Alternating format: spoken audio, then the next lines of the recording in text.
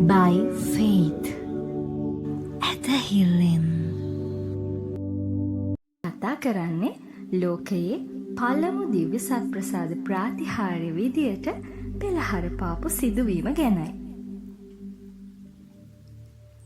මේ සිදුවීම සිද්ධ වුණේ ඉතාලියේ ලැන්චියානෝ නුවර ශුද්ධ වූ ලෙගොන්ෂියන් මුනිතුමාට කැප කරන ලද පුංචි දෙව් මැදුරක් තුලයි.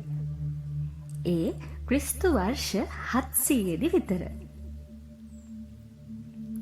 දිව්‍ය සත්ප්‍රසාදීය පූපේ තුල ක්‍රිස්තුස් වහන්සේගේ ජීවමාන වීම ගැන විශ්වාස නොකරපු සිරියානු ජාතික පියතුමෙක් තමයි මේ දෙව් මැදුරේ පියතුමා විදිහට සේවය කළේ.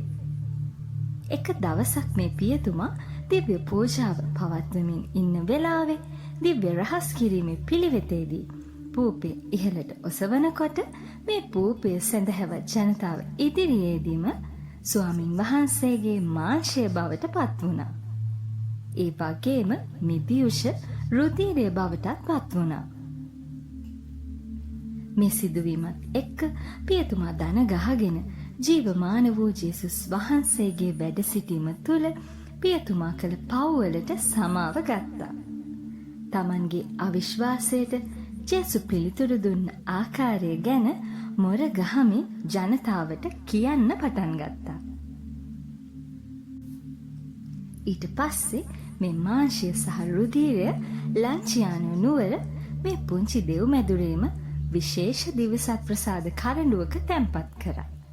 ඒ වෙනකොට රුධිරය අසමාන කොටස් 5කින්ද මාංශය එකම කොටසකින්ද දිස්ුණා. මේ ප්‍රාතිහාර්ය පිළිබඳව ආරංචිය මුළු ඉතාලිය පුරාම පැතිර යනවත් එක්ක මේ දෙව් මැදුරට ජනතාව ගලාගෙන ආවේ ජේසුස් වහන්සේගේ ජීවමාන වැඩ සිටීම තමන්ගේ දැස් වලින්ම දැක බලා ගන්න. ආරක්ෂිතව තැන්පත් කරපු මාංශය සහ රුධිර ධාතුන් 1574 දී මුල්ම විද්‍යාත්මක පරීක්ෂණයට භාජනය වුණා. එහි ප්‍රතිඵලයක් විදිහට මේ අසමාන රුධිර කොටස් 5 බර එකකට එකක් සමානයි කියලා ඒ හැම කොටසකම තනි බර මේ කොටස් 5ම බරට සමානයි කියලා නිගමනය වුණා. ඉතින් මේ සිදුවීම සිද්ධ වෙලා අවුරුදු 400ක කාලයක් ඇතුළත මේ ශුද්ධ වූ ධාතුන් විවිධ නිකායන් අතර ප්‍රසිද්ධ වුණා. බැසිලියානු තාපසකයින් අත තිබූ මේ ශුද්ධ වූ ධාතුන් බෙනදිකානු නිකායේ පූජකයන් අතටත් ඊට පස්සේ ෆ්‍රැන්සිස්කානු තාපසකයින් අතටත් පත් වුණා. භූමි කම්පාවකින් ශුද්ධ ලෙගොන්ෂියන් දෙව් මැදුර විනාශ වුණ නිසා මේ ශුද්ධ වූ ධාතුන් තැන්පත් කරන්න ශුද්ධ වූ ෆ්‍රැන්සිස් අසිසි දෙව් මැදුර ඉදි කරා. අදටත් මේ ශුද්ධ වූ ධාතුන් එම දේවස්ථානයේ ජීවමානව තැන්පත් කරලා තියෙනවා. ඊට පස්සේ 1970 නොවැම්බර් මාසේ 8 වෙනිදා තවත් පරීක්ෂණයකට මේ මාංශය සහ රුධිරය භාජනය කෙරුණා.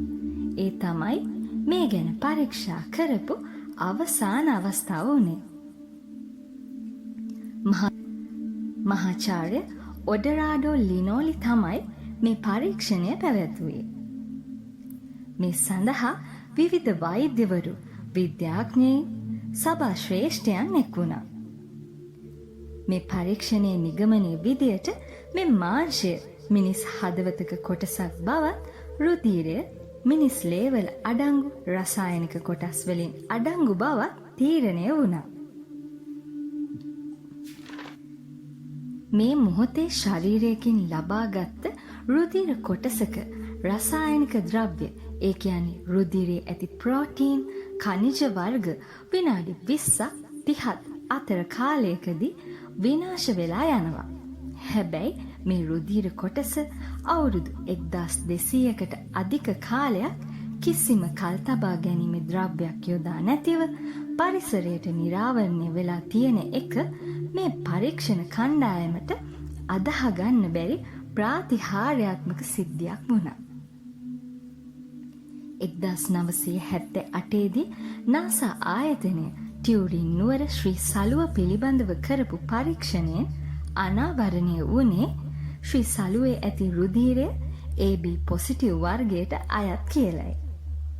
ඉතින් ලාංචියානෝ නුවර පරීක්ෂණ වලිනුත් හෙළිදරව් වුණේ මේ මාංශය සහ රුධීරය AB පොසිටිව් වර්ගයට අයිති කියලයි.